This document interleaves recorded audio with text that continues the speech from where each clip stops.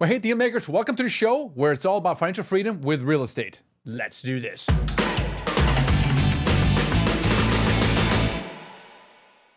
Today I'm kicking off a special 3-episode series on what we like to call the 3 freedom accelerators. These are 3 things that you have to do to leverage to really speed up your journey to financial freedom with apartment investing.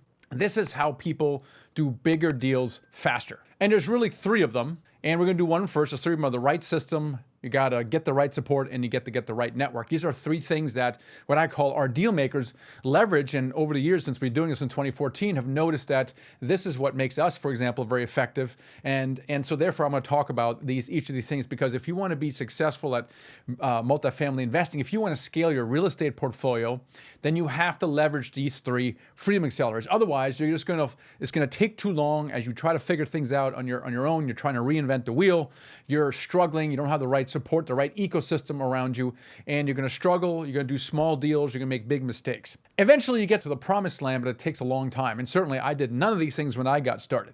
So this is kind of our step-by-step approach of analyzing what successful investors have done over the last decade or so, and I'm going to share that with you. And we're going to start today with Freedom Accelerator number 1, which is to follow the right system. Now, speaking of system, when I got started with real estate investing, I did follow the right system. When I started to flip houses, I actually hired a wholesaler. It was a wholesaler coach. And I figured the hardest part of that was to really figure out, well, how do I market? How do I get the phone to ring, right? So he taught me that we're going to use a postcard campaign, where to get the lists, what to put in there, what to say when you answer the phone, how to negotiate deals. And I said, that's the hardest part, which it really is. And then I figured, well, instead of wholesaling it, I would simply use hard money, and I would then hire a contractor and flip it. And that's what I did. And it was amazing. Now, on the other hand, when I got started with apartment building investing I didn't get started in 2011. I got started in 2006. I attended a commercial real estate boot camp and actually called on brokers for about 6 months. And I stopped doing that because I got very busy with the restaurant business, which is a story for another day, where I basically got into the restaurant business, and that was my ticket out. That was my financial freedom plan. It was getting into the restaurant business. As misguided as it was, and it did not work well for me, I basically lost everything in that great experiment to financial freedom. But be that as it may, I accidentally got into apartment buildings in 2011. One of my wholesalers brought me that deal, and it was a 12-unit Washington, D.C., and I did not do any of those things I just said. I did not follow a proven system. I did not get the right support. I did not have the right network. I basically didn't know what I didn't know.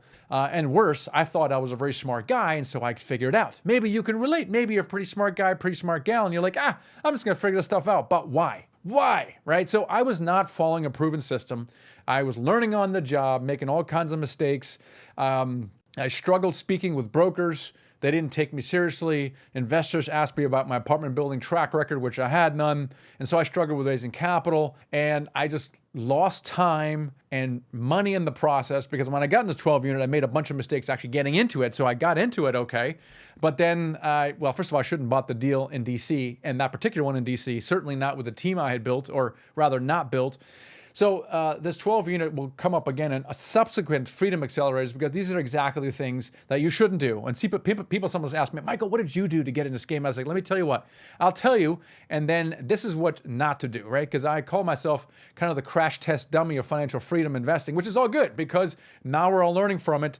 And now we have a decade since 2014, since we've been helping people do this, learn what really works and really develop these systems and dial them in. So I want to kind of focus on that first thing, which is to focus on a proven system, because since we've been doing this for a while, we've helped hundreds of students purchase over $1.5 billion since we started in 2014. And we have a reputation for results, for getting this stuff done.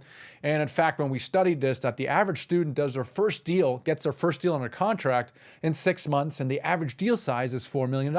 Now, this is surprising. It was surprising to me as well. And I can tell you that students working with us, they're not going to come in here and going, I'm going to do a $4 million deal. They're like, you know what? I don't know. I can maybe wrap my head around $1 million deal. Certainly not $4 million.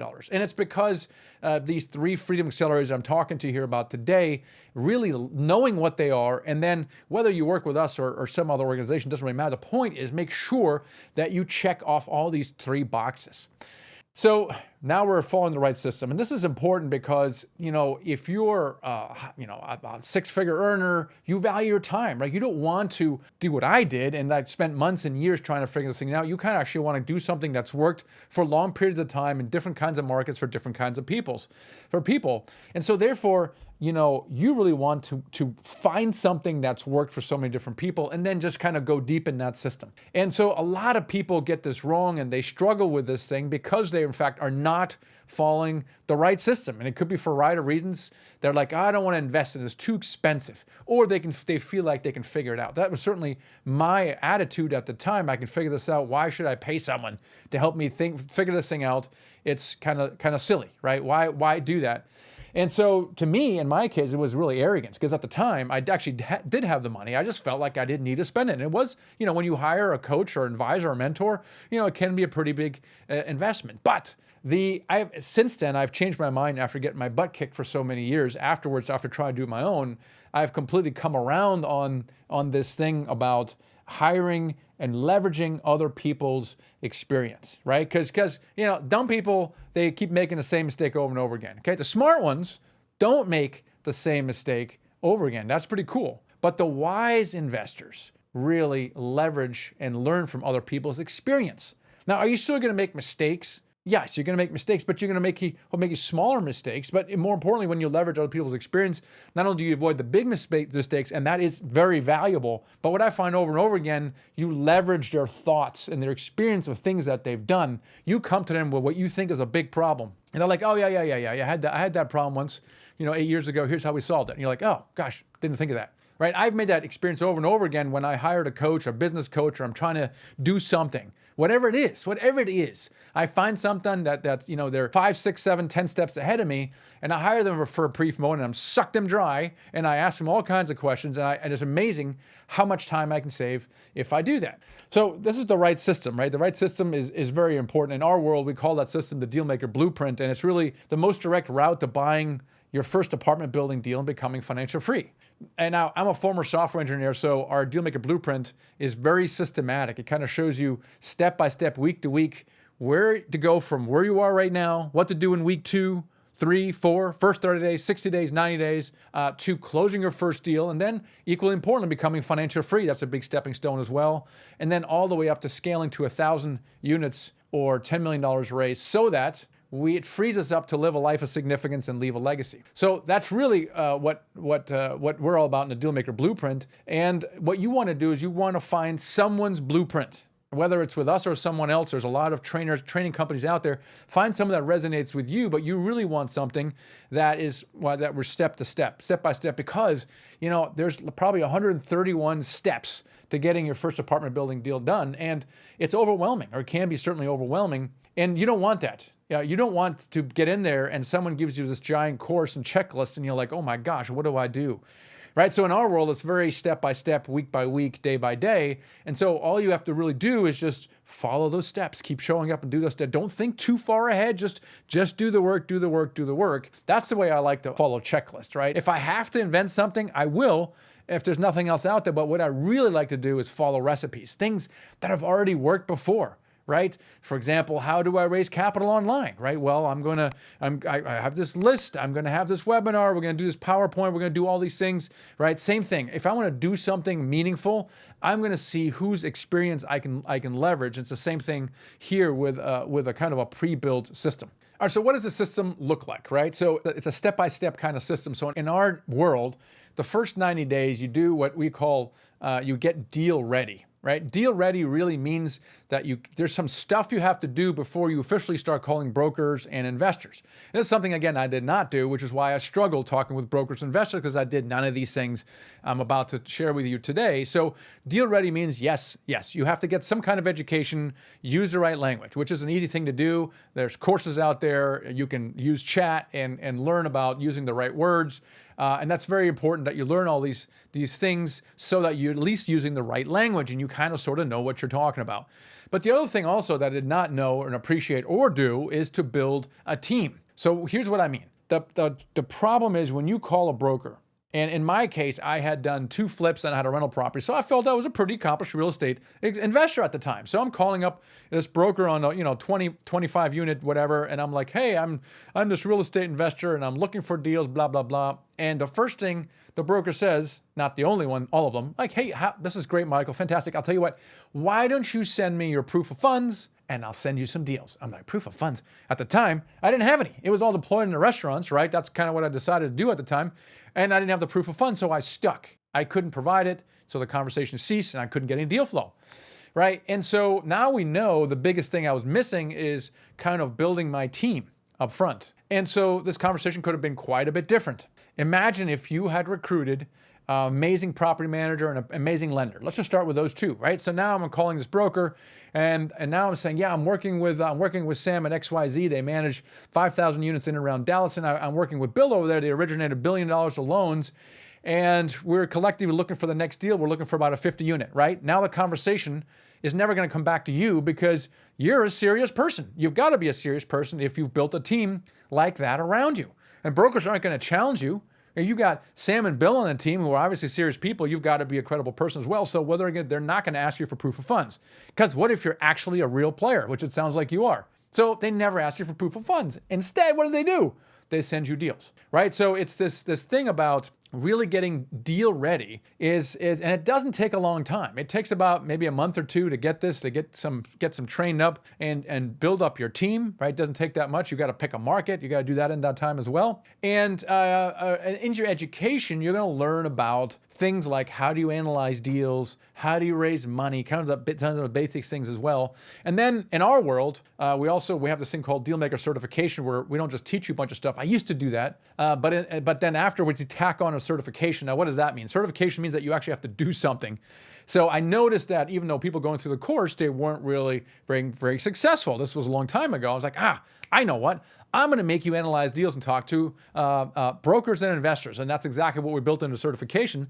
So in our world, you actually have to analyze a certain amount of deals, talk to a certain amount of brokers, and talk to a certain amount of investors.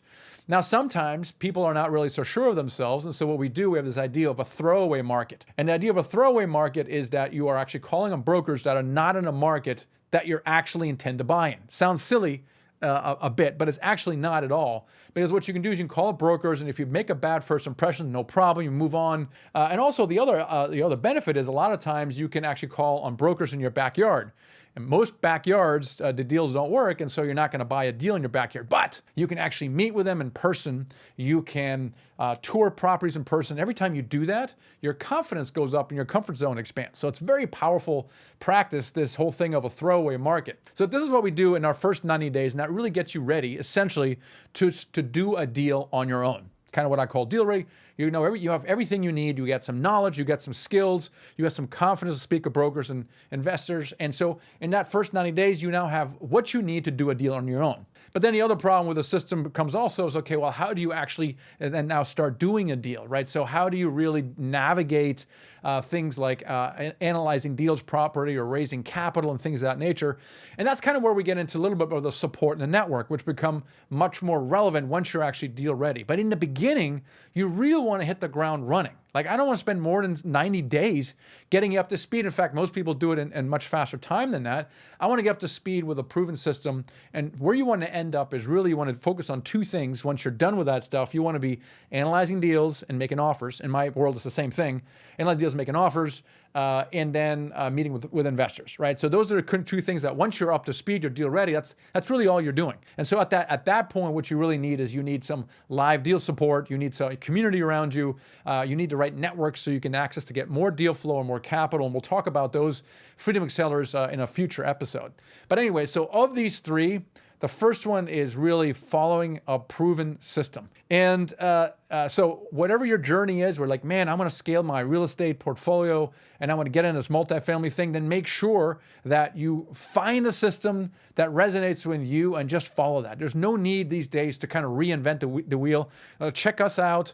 Check us out, our website. And also, if you want to have a conversation around what that would look like, then go to themichaelblank.com/call. So themichaelblank.com/call and just schedule a call with one of our advisors and let's have a conversation of what that would look like. I don't even know if it's even relevant, if we can help you or not, but it would be a first great step along that course, and we'd love to have that conversation with you. So having the right system really is critical, and I think the last thought I want to leave you with here is in this entire journey from single family to multifamily, I think the biggest departure for me, the biggest difference really is a who, not how mentality. There's a book by Dan Sullivan called Who, Not How, and it really talks about to stop asking how questions and to start asking who questions. And the right system and the Freedom Accelerators in general are an example of that, right? So what I used to get a lot in the olden days is, Michael, how do I pick a market? How do I analyze deals? How do I raise capital? And I was getting a little fed up with these questions because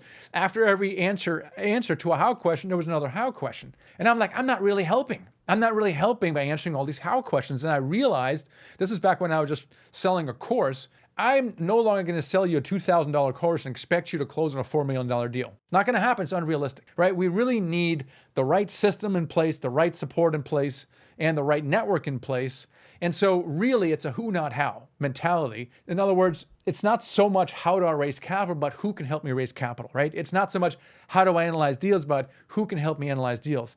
It's not how do I get deal flow, but who can get me deal flow. Does that make sense? And that wasn't relevant to me in the single family house investing phase because I could figure things as relatively simple. But if I observe people who scale in real estate, especially when they get into multifamily, they start putting together teams. And that's why I brought up and Deal Ready is this idea of a team.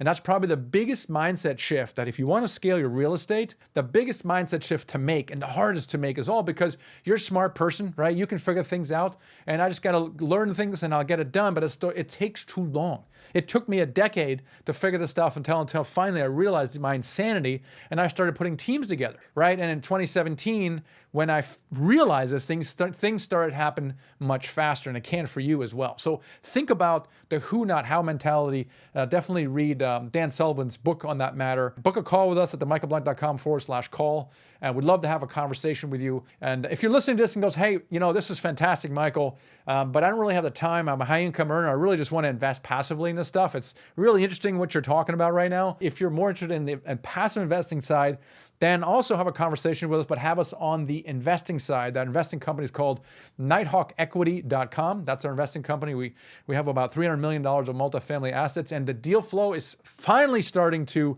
start back up. Really excited about that. It appears to be that we are starting to bottom out at the market. There's some even recent articles in Wall Street Journal that have some data that shows vacancy rates are slowing. Rents are no longer going down. They're actually reversing trends a little bit. Those are all good signals. And so I'm really excited about the fact that we may be towards the bottom, maybe coming out of it, and now is really a good time to get into it.